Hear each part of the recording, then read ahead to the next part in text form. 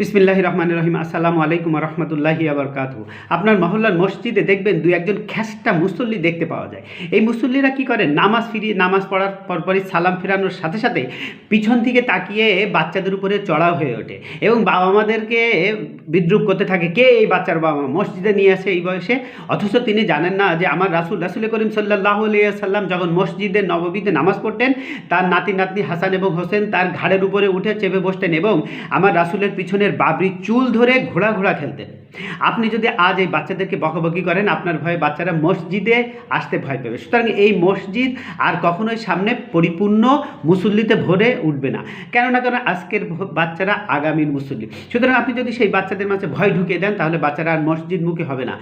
আর বাচ্চারা যদি মসজিদমুখী না হয়, আগামীতে আপনার মসজিদ আবাদ করার জন্য মসজিদে মুসল্লিও খুঁজে পাবেন না। তাই বাচ্চাদেরকে নামাজি হওয়ার জন্য, মসজিদে আসার জন্য